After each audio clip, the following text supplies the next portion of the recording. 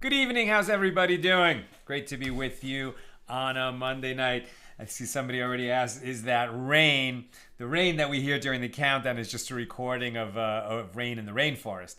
But apparently, more rain coming to LA. I mean, this has been an just insane winter for us. In terms of the rainfall, and what a blessing. I mean, California, Southern California really needed to refill the reservoirs. So all this precipitation is great. I think it's one of these atmospheric river conditions where it's just coming straight across the Pacific to us, and we're grateful. Let's light up the darkness.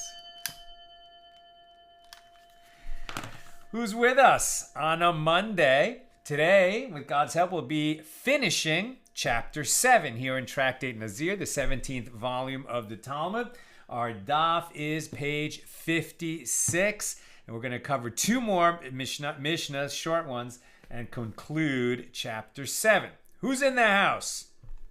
Stephen in New Hampshire, Yehuda in South Carolina, Debbie in Newark, Ohio, Jay Yitzhak, Shalom from Minnesota. Love seeing the new names. Shandora in the Bronx, Lucy in Minnesota, John in Maine, Joe in the Inland Empire, Adam, greetings from Iowa. Welcome. Bella in Florida, Sharon in New Jersey. Where it skipped on me. Sharon in New Jersey. There it is. Sharon in New Jersey. Jonathan in Ventura County. Peggy in Colorado. Guy in Ohio. Belle in Texas. Eliseo from Rosemead, California. And over there on the YouTube side, Ella saying shalom, and Marjorie checking in from Georgia. Welcome, everybody. Page 56, and we're going to be finishing Chapter 7. Beautiful. We actually started page 56a yesterday, so we picked this up just a few paragraphs from the top. And what we've been talking about in Mishnah number 3 in Chapter 7 have been those kinds of impurity, corpse-related impurity, for which a Nazir does not shave and does not interrupt his count of days, or does not lose his count of days and have to start over again. And he doesn't bring the offerings of impurity. Why? Basically because these are rabbinically decreed cases of corpse impurity, kind of that fence around the Torah that protects people from coming too close to a transgression. But because it's rabbinically decreed corpse tuma rather than by the doraisa, rather than by written law, because it's that protective fence, it is corpse tuma for which you have to be purified with the 7-day purification, but it does not override the biblical prohibition on the Nazir shaving his hair while he is a Nazir. And that's why he doesn't bring the offerings either, right? So the rabbinic decree doesn't trump the biblical prohibition on shaving or cutting his hair while he is a Nazir. Okay, so there were a few items in this list where there's corpse-related tuma, ritual impurity, that makes the Nazir impure, but doesn't cause him to shave or bring offerings. And there were a couple other sources of impurity, like tzara'as, right? Somebody who is a mitzora, somebody who has the skin condition, doesn't exist anymore, but in ancient times it did, which would have to be confirmed by a priest. So if you have tzara'as, until the priest comes, you are a possible mitzora. When the priest looks at it, he might say, yes, you have tzara'as, or maybe you have tzara'as, you're quarantined, I'm going to come back in a week and then determine whether you have it or not. So there you're a possible Mitzora in quarantine, awaiting confirmation from the priest. And that's going to be a different status than if the priest comes back and says, okay, you are a Mitzora. In any case, one who has tsaras, that's a form of ritual impurity that is not corpse related. So for sure, if a Nazir becomes a Mitzora, he's got issues, right? Because now the Mitzora has to shave, even if he's a Nazir, because shaving is part of the purification from tsaras. But so that shaving does override the prohibition on shaving while you're a Nazir. But then he's going to have to and then he's going to have to, after he shaves for that, he's going to need at least 30 more days as a Nazir so that he has enough hair growth for the final shaving, the obligatory shaving at the end of one's term of Nazirs. So the point is that if a Nazir touches a corpse, right, while he is a Nazir, so he's going to have to bring the offerings of impurity. He's going to have to shave his head. And he's going to start again. So any days that he's already counted are just get thrown out. Whatever term of Naziris he vowed to undertake, he's going to have to observe that many days, starting the clock again after he's purified from corpse impurity. What if he becomes impure as a Mitzora? Now, we know that he does not reset the clock. So any days that he counted before he became impure with Saras, before he became impure as a Mitzora, those days count for him. But what about the days while he is a confirmed Mitzora? Do those days count in his tally of days toward his Naziris? Now, Rav Chisda was of the opinion that those days do count for him, but because he has to shave his whole body for his purification from Tzara'as, if he doesn't have a sufficiently long term of Naziris. In other words, if he was only doing 30 days of Naziris and he became a Mitzora in the middle of that, went through, let's say, a week-long purification, shaved his whole body, he might only have a few days left in his term of Naziris, but he needs a full 30 days as a Nazir without shaving his head so that he can do the shaving of Nazirs at the end of that term. So if he shaved for his Tzara'as, he's going to have to repeat those days. But says Rav Chisda, if he was observing a year of Naziris and he became a Mitzora in the middle of that, he went through his purification and now he has plenty of days to grow back his hair, then the days while he was a Nazir do count for him toward his tally. He doesn't lose the days before and he doesn't lose the days while he is a Nazir in terms of counting days toward completing his Naziris obligation when he can't drink wine or eat grapes or shave his head otherwise or become impure for the dead. But that's Rav Chisda's opinion, and that's being challenged right now.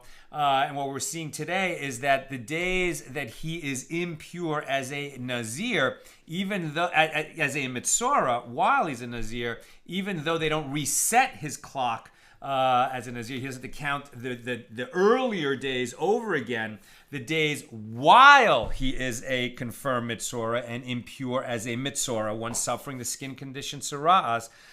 Those days do not count toward his tally. Those are omitted from the tally because he's impure. And that's what's being argued today, and we'll see if that argument can overcome Rav Chisda's interpretation which disagrees with that idea. So here we go. So Rav Ashi raised a further objection to Rav Chisda from the following halachic midrash.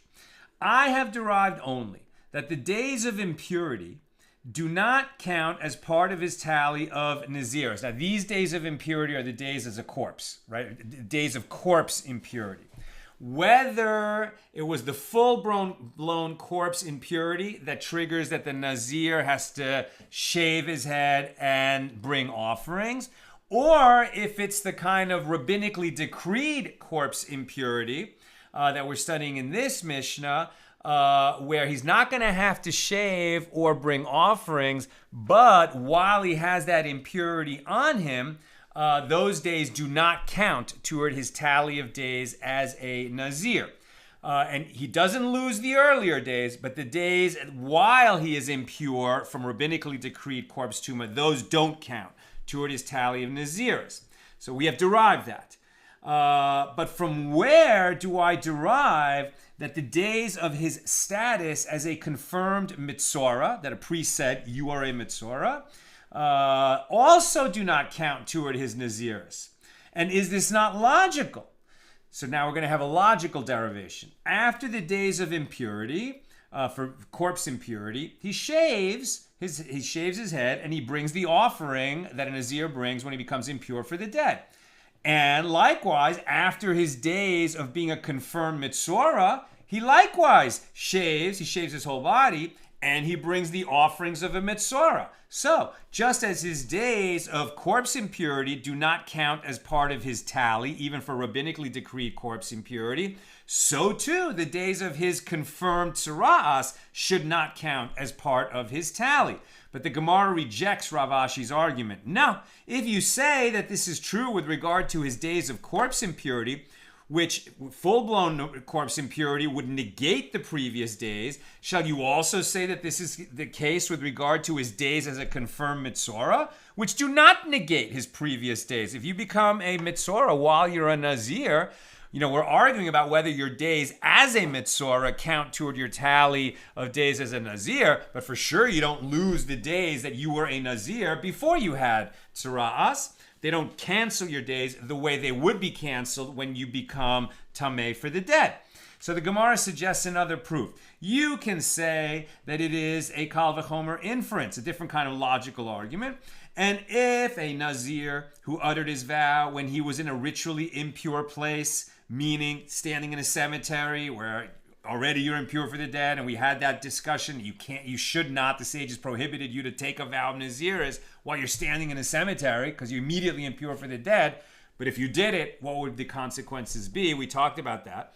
So if a Nazir who made his vow of Naziris while standing on a grave, whose hair is fit for the shaving of Naziris, and yet those days when he was impure, standing in the cemetery, do not count as part of his tally, then with regard to his days as a confirmed mitzora, when his hair is not fit for shaving of Naziris, as he must first perform the shaving of tzaras, the purification of tzaras, is it not all the more so that he should not count, that those days should not count toward his Naziris?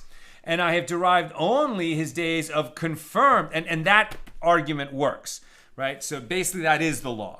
That if you're in a vow of Naziris, no matter how long your days of Naziris are that you vowed to undertake, and you become a mitzora during that period, so the days that you are a mitzora, they will not count toward your tally of Naziris. When you finish your purification from tzaras, you can immediately start counting days again.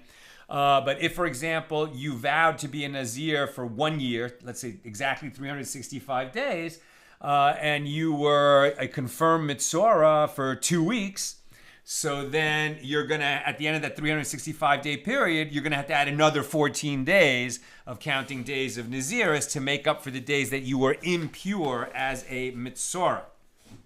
You didn't lose the days that came before like you would if you became impure for the dead, but you do lose the days while you're impure, right? And I have derived only that he loses his days when he is a confirmed mitzora. From where do I derive that his days of counting for purification from tzara'as are not considered part of his term either? And is this not logical? So when you're talking about counting days, it's like your quarantine days, right? When the priest says, I'm not sure, you're being quarantined, I'll come back in 7 days, and then we'll see if you have tzara'as or not, right? So those are days of counting. And is this not just as, and now we're in 56b, and is this not just as the days of his confirmed tzara'as require shaving, so too the days of his counting require shaving. And just that, the days of counting are the days between the first and second shaving. The purification for having been a mitzora is complicated, and there's 2 shavings that are involved, and there's days of counting in between those. But you don't shave until you finish the purification. So here we go. So just as the days that he is a confirmed Mitzorah require shaving, so too the days of his counting require the second shaving. And just as the days of his confirmed Mitzoras do not count as part of his tally of Naziris, so too the days of his counting should not count toward his term of Naziris. Now one might have thought that even his days of quarantine as a Mitzorah should share the same. Now this is when he's unsure if he's a Mitzorah or not, and he's just quarantined until the second visit from the priest to either render him, to confirm that he is a Mitzorah, or to say, no, you never had Tsaras, you're pure. Right? So one might have thought that even his days of quarantine as a Mitzorah should share the same law and not be counted. And it is logical that those days should not count for him either, as the two states are comparable. A confirmed Mitzorah renders items ritually impure through lying or sitting, lying on them or sitting on top of them. And a Mitzorah in the days of his quarantine, right? When he's quarantined and we don't know if he has tsaras or not, but because he might, he renders objects impure in the same way as if he had it. Right? So he had enough of a skin condition that he was a possible Mitzorah. And that's enough to render objects impure through lying or sitting, right? A confirmed Mitzorah renders items ritually impure through lying or sitting. And a Mitzorah in the days of his quarantine also renders items impure through lying or sitting. Consequently, if you learn with regard to the days of confirmed Tsaras that they do not count as part of his Naziris tally, so too the days of quarantine should not count as part of his tally either. But the Gemara rejects that argument. You can say in response, no. If you said this law with regard to the days of confirmed Tsaras, wait a minute. I just had a glitch. Right. No, if you said this law with regard to the days of confirmed Tsaras, the reason is that his confirmed state of Tsaras requires him to shave after he is healed and to bring an offering before he can commence his Naziris. Therefore, these days do not count toward his Naziris. However, will you say the same with regard to his days of quarantine? Which, if the priest comes back and says, you don't have tsaras, he doesn't bring offerings, he doesn't shave, he's just retroactively deemed that he didn't have tsaras. So, however, will you say the same with regard to the days of his quarantine, which do not require shaving, and for which he does not bring an offering? Therefore, perhaps they should count toward his tally of days of Naziris. And from here, they stated the days of a Mitzorah's counting and the days of his confirmed Tsaras, when he's a full-fledged Mitzorah, do not count as part of his tally of Naziris. However, the days of impurity of the Zav and the Zava, a different condition, and the days of a Mitzorah's quarantine do count as part of his tally of Naziris. Now, with regard to the issue at hand, in any event, the Brisa teaches, no, if you say that this is true with regard to his days of impurity, right, of corpse impurity, which negate the earlier days that he counted, and he has to start all over, shall you also say that this is the case with regard to his days as a confirmed Mitzorah, which do not negate his earlier days before he contracted Tsaras? So the Gemara analyzes this argument. To what does this statement refer? If we say it is referring to a short Naziris of 30 days, this cannot be the case because we require a hair growth of 30 days or of at least 30 days after he's purified from his Tsaras. So rather, is it not the case that it is referring to a lengthy Naziris? And nevertheless, the Brisa teaches that these days do not count as part of his tally. Apparently, his days as a full-fledged Mitzorah do not count toward his term of Naziris. This contradicts Rav Chisda's ruling, and the Gemara concludes, learn from this that Rav Chisda's opinion should be rejected. Bottom line, if you become a Mitzorah while you're a Nazir, you don't lose your earlier days the way you would if you contracted corpse tumah, but the days that you are impure as a Mitzorah do not count toward your tally of days as a Nazir. And that concludes the Gemara on Mishnah number 3. Here's Mishnah number 4, here in chapter 7. Rabbi Eliezer said in the name of Rabbi Yehoshua, with regard to any ritual impurity, any tumah, from a corpse for which a Nazir must shave, one is liable due to the prohibition of entering the temple after contracting that impurity. Meaning, if someone who became impure from one of those sources one of those sources of corpse tuma enters the temple, he violates the prohibition, right? The temple in Jerusalem, which was destroyed almost 2,000 years ago and will be rebuilt when the Messiah returns, when the Messiah comes. If someone who became impure from one of those sources of impurity enters the temple, he violates the prohibition against an impure individual entering the sacred space. And with regard to any impurity from a corpse for which a Nazir does not shave, meaning the rabbinically decreed sources of corpse tuma that we just covered in Mishnah number 3, then if you get that kind of corpse impurity, you have to get purified from it. But if before you get purified from it, you enter the temple, then one is not liable for the transgression of entering the temple while tameh from a corpse. And Rabbi Meir said, right, he was not liable to karas, right? You still did something wrong, but you're not liable to death at the hands of the heavenly court. Rabbi Meir said, this impurity from a corpse that does not obligate a Nazir to shave should not be more lenient than the impurity of a creeping animal. The Torah clearly states that one rendered impure from a creeping animal is, if you touch a dead creeping thing, such a person is prohibited from entering the temple. So Rabbi Meir is saying, what he's talking about, like, okay, if they're going to be, if we're saying that this is corpse tuma and you have to go through a purification by rabbinic decree, right, because he didn't actually touch the corpse, he didn't touch the minimum measure, but even so you touch something close to that, so it doesn't trigger shaving if that happens to a Nazir. And now this Mishnah is saying that, well, if it doesn't trigger shaving in a Nazir, then one who enters the temple is not liable for entering the temple while tameh from a corpse. And so Rabbi Meir is saying, well, wait a minute, are you going to say that rabbinically decreed corpse tuma is not going to be as stringent as biblically decreed tuma from a creeping thing? That's Rabbi Meir's question. And that's where the Mishnah ends. Here's the Gemara.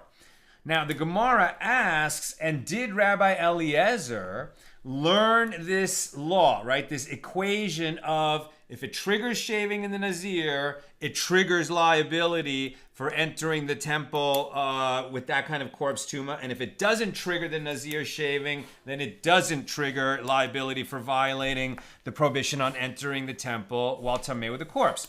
So the Gemara asks, and did Rabbi Eliezer learn this law in the name of Rabbi Yehoshua ben Hananiah? Right, because the Mishnah said, Rabbi Eliezer said in the name of Rabbi Yehoshua. Didn't specify which Yehoshua. And so, but usually when it's just Rabbi Yehoshua, we think Rabbi Yehoshua ben Hananiah. So now the Gemara is asking, did Rabbi Eliezer learn this law in the name of Rabbi Yehoshua ben Hananiah? But didn't he learn it in the name of Rabbi Yehoshua bar Memel, as it is taught in a Baraisa that Rabbi Eliezer said, when I went to a place called Ardiskeya, I found Rabbi Yehoshua ben Peder Rosh, a third Rabbi Yehoshua, sitting and discussing the following law before Rabbi Meir. Now, with regard to any ritual impurity from a corpse for which a Nazir must shave, one is liable due to the prohibition of entering the temple after contracting it. And with regard to any impurity from a corpse for which a Nazir does not shave, one is not liable due to the prohibition of entering the temple after contracting it. And Rabbi Meir said to him, this impurity of a corpse that does not obligate a Nazir to shave should not be more lenient than the impurity of a creeping animal. So it's the same conversation that was in our Mishnah, and it seems it was a different Rabbi Yehoshua than Yehoshua ben Hananiah. Now Rabbi Eliezer continued, and I said to Rabbi Meir, are you at all familiar with Rabbi Yehoshua bar Memel? And he said to me, yes. And I said, Rabbi Yehoshua bar Memel said this to me in the name of Rabbi Yehoshua ben Hananiah, with regard to any ritual impurity from a corpse for which, etc. The same thing we've just said a couple times. And this concludes the Baraisa. And the Gemara comments, so this is proof that Rabbi Eliezer learned this law in the name of Rabbi Yehoshua bar Memel rather than directly from Rabbi Yehoshua ben Hananiah. And they said, you can learn from this the following principle. With regard to any statement of law that was stated as a tradition of 3 scholars or more, we say the first and the last names in the chain, but we do not say the middle names. Therefore, the Mishnah mentions the name of Rabbi Eliezer, the last link in the tradition, and Rabbi Yehoshua ben Hananiah, the first scholar, but it omits the name of Rabbi Yehoshua bar Memel. Now, we certainly have learned teachings that say so-and-so said in the name of Rabbi Akiva, who said in the name of Rabbi Eliezer, who said in the name of Rabbi Yochanan ben Zakkai, etc. And sometimes we have a chain of transmission for a particular law that can be 4, 5, 6 scholars deep. Who taught it to who taught it to who taught it to who. But here we're learning that we don't have to list everybody in the chain, just the one who originated it and the one from which you heard it, who is bringing the law down at this moment. That is sufficient. And Rabbi Nachman Bar Yitzchak said, we too learn in a Mishnah at Peah 2:6. Nachum the scribe said, this is the tradition that I received from Rabbi Mayasha, who received it from father, who received it from the pairs of sages who served in the period of the Second Temple, who received it from the prophets. And it is a law transmitted to Moses from Sinai with regard to one who sows the plants of dill and mustard in 2 or 3 separate locations in a single field, that he leaves a corner to the poor for each and every one of these plots on its own, rather than one corner for all of them. We don't need the particulars of that law. What's important here was that chain of transmission, right? That Rabbi Nachman Bar Yitzchak said he learned it from Nachum the scribe, who received it from Rabbi Mishaya, who received it from father, who got it from the pairs of sages, who got it from the prophets, who received it from Moses at Sinai. Now, did Moses talk and teach anything to other prophets? No, right? Moses was the prophet in his generation. I mean, there was Bilam also, but Moses was the Jewish prophet. And to whom did Moses transmit the oral teachings that he learned at Mount Sinai? To Joshua, right? To Joshua and to Caleb as well. And they transmitted it to, I think it was to the elders, and the elders to the prophets, right? I'm sorry, to the judges, and then the judges to the prophets, etc. So in this link of transmission that goes all the way back to Moses at Sinai, we don't have all the links in the chain. And so the Gemara explains the proof from this source. And yet Nachum the scribe does not mention the names of Joshua and Caleb, despite the fact that they were the elders who passed down this law from Moses to the prophets. There you go. So learn from this that the middle links in a tradition are not necessarily listed, right? And that's why Rabbi Eliezer got it from Rabbi Yehoshua, and the Mishnah means Rabbi Yehoshua ben Hananiah, even though Rabbi Eliezer got it from Rabbi Yehoshua ben Memel, who got it from Rabbi Yehoshua ben Hananiah. Okay. That concludes our discussion of Mishnah number 4. And now we do Mishnah number 5, the final Mishnah of our chapter 7. So this Mishnah continues to address the sources of ritual impurity for which a Nazir does shave. So Rabbi Akiva said, I discussed this matter before Rabbi Eliezer and suggested the following Kal v'chomer logical inference. If, with regard to a bone that is a barley grain bulk in size, which does not render a person impure in a tent, right? Just because you're under the same roof with this tiny little fragment of bone, you don't become impure with corpse tuma. It has to be a more substantial bone than that. Nevertheless, a Nazir must shave for touching it or carrying it. Right, so this tiny bone fragment, if you're under a tent with it, if you're in a tent with it, if you're under the same roof with it, you don't touch it and you don't cause it to be moved, so you didn't, contract corpse tuma. But if you touch it, or if you carry it even without directly touching it, you do contract corpse impurity, and a Nazir shaves for that kind of corpse impurity. So if with regard to a bone that is the size of a barley grain bulk, which does not render a person impure in a tent, nevertheless a Nazir must shave for touching it or carrying it, then in the case of the quarter log of blood, right, the quarter log is a small measure of blood from a corpse that would not trigger shaving, because we saw that the minimum measure for that was the half log. Rabbi Akiva said that the quarter log should trigger shaving, but the sages overruled Rabbi Akiva on that. But Rabbi Akiva is still arguing, right? So Rabbi Akiva says, so if he touches or carries a barley grain sized bone, so he shaves. So what about the case of the quarter lug of blood, says Rabbi Akiva, which is more stringent in that it renders a person impure in intent. Is it not logical that a Nazir should shave for touching it or carrying it? And Rabbi Eliezer said to Rabbi Akiva, what is this Akiva? One cannot argue by means of a kal v'chomer logical inference in this case. However, Rabbi Eliezer did not provide a reason why you can't make a logical inference in this case.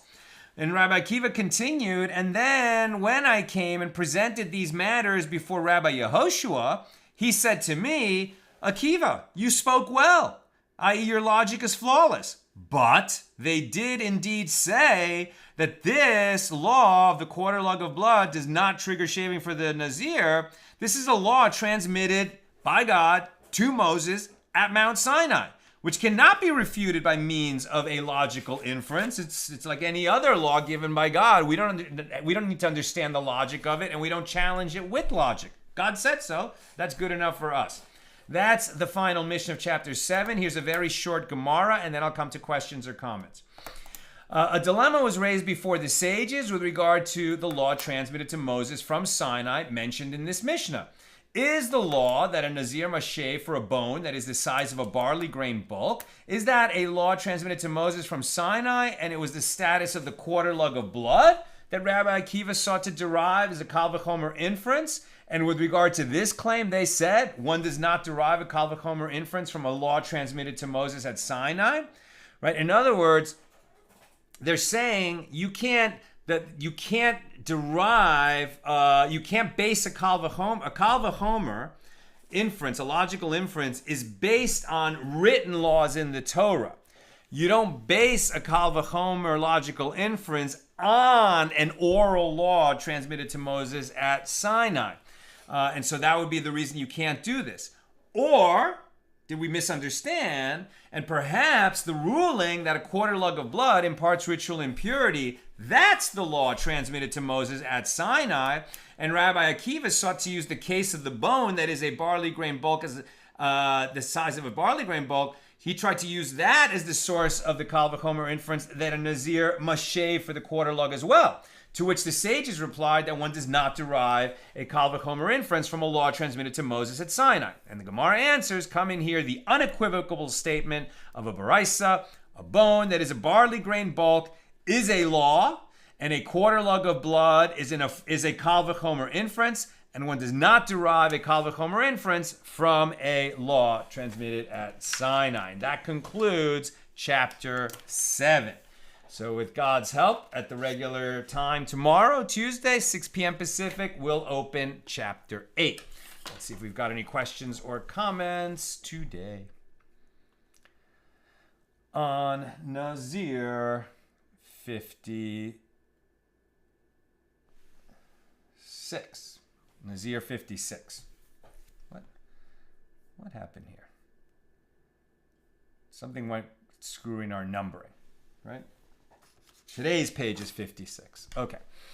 So, Jay Yitzhak. Was there a certain subgroup of priests that handle questions of the Mitzoros? Great question. I think what Jay is saying is any priest qualified to come and see a person who is a possible Mitzorah and look at the blotch on his skin and comment, that's Saras or that's not Saras? Are they somehow given prophetic insight? So anyone who happens to be a descendant of Aaron, Moses' brother Aaron, is qualified to give that ruling. Again, Saras doesn't exist anymore, but when the temple is standing and when Saras is a condition that can befall the Jewish people, then is any priest qualified to give that ruling? Or do we have expert priests, right, who are experts in matters of Saras? And I'm pretty sure, not 100% sure, but I'm about 99.999% sure that there were expert priests and not every priest was qualified. It's a huge body of law that had to be learned, and all the different types of blotches and the qualifications and limitations And not every priest was necessarily a Torah scholar, and it would take being a Torah scholar to give those rulings. So my understanding is that there were expert priests in the matters of tzuras. John, may one drink wine if he is being purified and these days do not count towards the count of days? No. I can finally give an answer. No. Right? He's still a Nazir. The fact that those days, while he's a confirmed Mitzorah, or while he has corpse tuma, and he's going to have to reset his days, the fact that those days don't count toward his Nazirus does not change the fact that he is still under obligation as a Nazir. Now his term of Nazirus is going to be extended, and when we open chapter 8, we're going to see that it can be extended a lot in cases of doubtful tzuras or doubtful corpse tuma, but that's the kind of chance that he took when he, took this vow of Nazirus, which the sages so strongly discourage, and this is one of the reasons why. So his vow of Nazirus remains on him and prohibits him, and even though, for example, he becomes Tameh for the dead, by accident, he can't then just say, well, I'm impure for the dead, I might as well, just go to every funeral from now and then. His obligations as a Nazir remain on him. Even though he became impure either for the dead or as a Mitzorah. So even though those days aren't going to count for him, he can't go ahead and drink wine during them. And finally, Jonathan, was this discussed before? Shaving is the act of returning to a newborn state, basically using hair to symbolize starting over. Very interesting. I don't know if I've seen that idea before. The Mitzorah, right? So the Nazir, when he concludes his Nazirus, or if he becomes impure for the dead and has to restart his days, in both cases, he shaves his head. A Mitzorah, who contracts tzuras, which is related to Lashon Hara, right? It's gossiping, gossip mongering, using the tongue in a wicked way, which would eventually lead to tzuras. He is part of his purification has to shave his whole body, right? And so interesting that would be in many ways, at least metaphorically, suggestive, of the state of a newborn. Also, I think the Levium, one time only in the desert when they were consecrated, to their avoda, right, their service in the tabernacle, and being assistants to the priests, as it were, they shaved their entire bodies, right? So it's this idea of being, born once again. But that's it's a kind of metaphoric interpretation. I don't think it says anything like that directly in the Torah, and I don't think I've recall seeing that idea in the Gemara. So but in terms of as speculation, I like it. I like it. I think that there's something to that if we're talking about that inner meaning, that inner spiritual meaning of these ideas. Now we certainly have the idea, and we see it very often in the liturgy, that making teshuvah, right, making an atonement, working on oneself to overcome the transgressions that we've made, right? We can no longer bring offerings. We don't have a temple where we can bring offerings, but we have Yom Kippur, right, still, and we have the process of teshuvah, of atonement, that is always available. For matters where we transgress against God, we ask God to forgive us. For matters where we've transgressed against other people, well, we have to ask them to forgive us. But the process of teshuvah